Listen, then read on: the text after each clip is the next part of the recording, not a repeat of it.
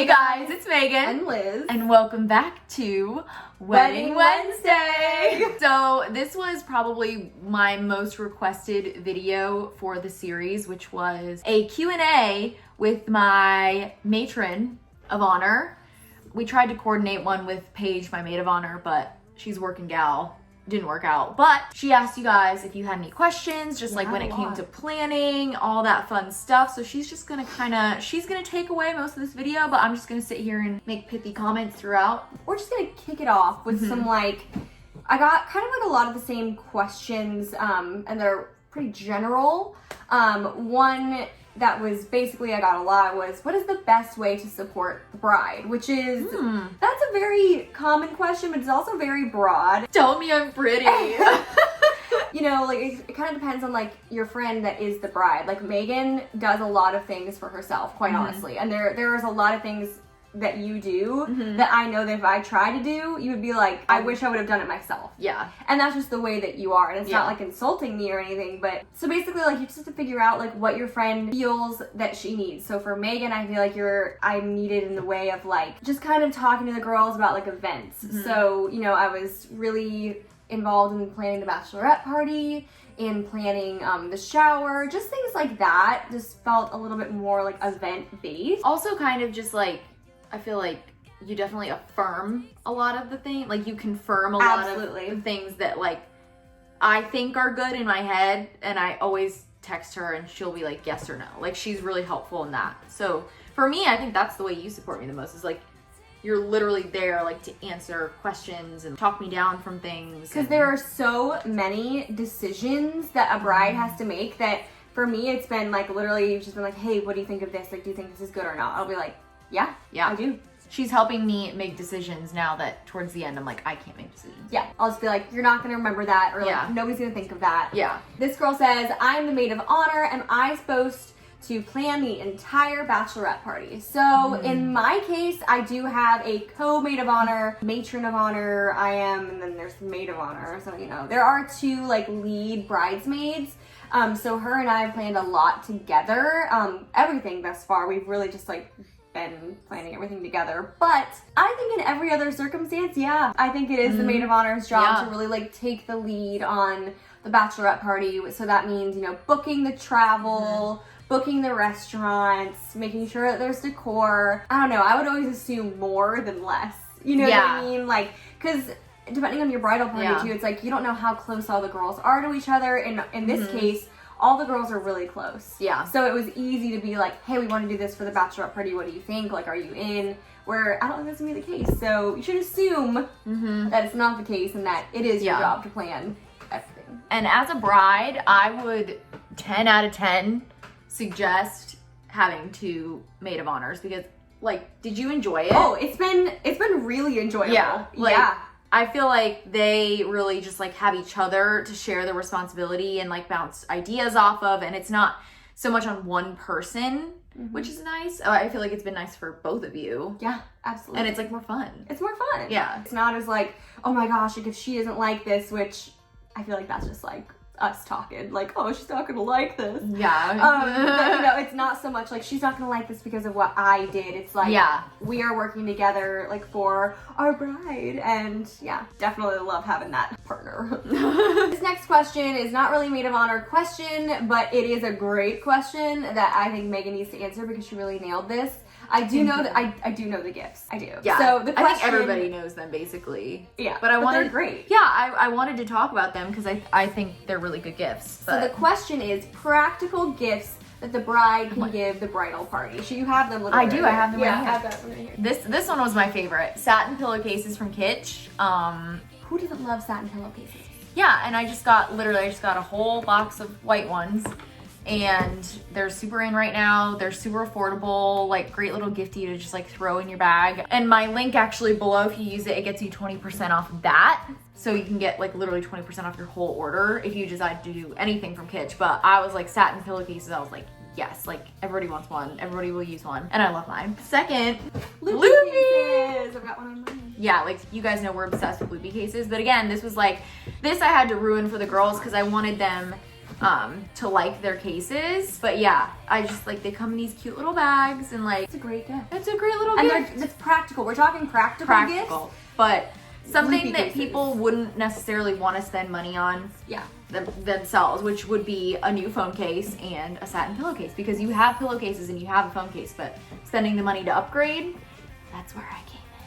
Also, of course, I got you guys robes, but that's like Yes. a basic, like I feel like that's what everybody gets, but I got mine I'm so excited about. They're beautiful. Pretty. I'll have to show you. I know, I haven't seen them. Yeah, I got mine from Robed with Love, and I will put that link below as well. They are stunning. They're handmade. She is a woman, single owner company. Like, They're so gorgeous. they're beautiful. And I also have a code for 15% off those as well if you want to also get those robes. But they photograph beautifully, and they had my color that matched their dresses, so. Okay, first time maid of honor, tips for day of wedding. So again, this is also my first time being a maid of honor. I did such a bad job on I didn't do anything. I genuinely don't think that. I didn't know what I was feel supposed to like- do. I This feel- is a good question. But I just feel like in general, you just want to help the bride in any way that you can. And definitely, like, the day is not about you in any way, shape, or form. So like, okay, so on my wedding, we only had a makeup artist for me and you. And like whoever the makeup artist could Also do. Like, Yeah. we didn't have a whole team. Like, it was on the beach, super casual, whatever. So Megan was like doing the bridesmaid's makeup. And like that for me was super helpful. Like, that was in our instance, like that was what you Yeah, but helped. see, I feel like I didn't know, keep this in mind, I didn't know that it was the Maid of Honor's job to get like the mimosa stuff, if you want mimosas, Oh, or like yeah. Bloody Mary stuff, and like breakfast stuff, or like snacks and stuff. And like I didn't even think about that. That's actually a really good point. So that is your responsibility, Yeah, and nobody I else messed up. Yeah, nobody else is good. Well, no, you didn't, because Sarah got it. I know, but that wasn't her job, it was my job. Well, I didn't know that. Well, was it your job because Sarah already did it though? But that's what I'm saying. Yeah. Like, I think in most weddings, you should just assume that everything is your job. If you're questioning it, it's probably your job. Food in the morning, mimosas in the morning if you want that. Bloody Marys if you guys are in anything like that. Just, Yeah, but also I think keeping the day moving, I feel like, is also your job, because at this point the wedding planner is Yeah. not there. So when until you're- the planner steps in, yeah. it's kind of like your job probably to Yes. keep things like timed out and be like, okay, like yell out, we have an hour till we're leaving. Yeah. Like, yeah. And also just to be like, to get the other girls and be Yeah. like, okay, like, are you ready for makeup? Like, okay, let's get you in here. Like, that's what I'm assuming is gonna be my job, and Yeah. I'm ready for that. You're gonna do great. You're Thank doing you. amazing, sweetie. Thank you. So I would assume we really did sum it up. Yeah. If you're thinking about it, It's probably, it's probably your job. Yeah.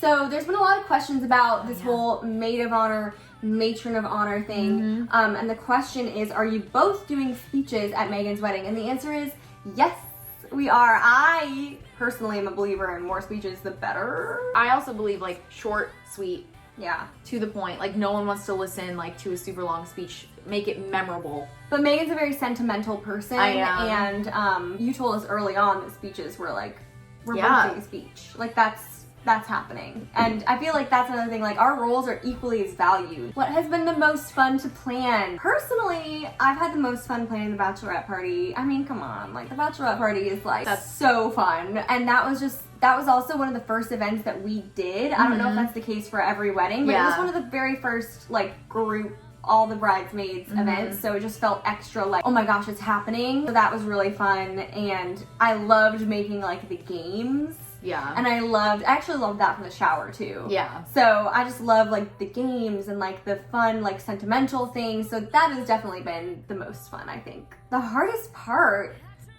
I don't know. Well, okay, I will say the hardest part, I think, is I am always like doubting. I'm always like, oh, I really could have done more. But like, I know that like whatever, but like, I just feel like I always could have done more. And I've thought that about every event thus far, where I'm like, man, I should have like gotten like this. I should have done this. I should have like made more time for this.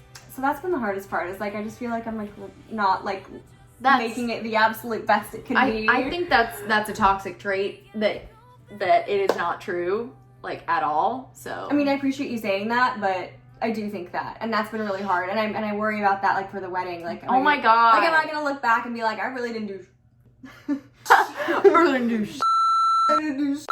But yeah, am I gonna look back at the wedding and be like, I really could have done more? And but to be fair, like all the events like haven't been like my bachelorette party was so like, it wasn't like we went to like Miami or like Vegas. Like I wanted a low-key bachelorette party. Like you did the best with what I wanted. Does that make sense? Like yeah, like there wasn't like, I'm just talking like planning wise, you know what I mean? Like there were a ton of restaurants to like make reservations at. There weren't like excursions I could book, you know what I mean? Like it was, but I didn't want but that's not what you wanted and that's not what we decided on. So it's like, okay, fine. But, I think another thing you should touch on too is like make sure that all of the bridesmaids that are, because I didn't really know that was a thing, that the bridesmaids all split everything for the bride for the bachelorette weekend. Yeah. Make sure that they're on the same page, like budget wise, and it's like discussed. You need to make sure that all the girls are comfortable and happy because, you know, it is a financial investment, it's a trip, it's whatever, and throughout the entire wedding, whether it's the dresses, getting the dresses altered, oh, that's another thing.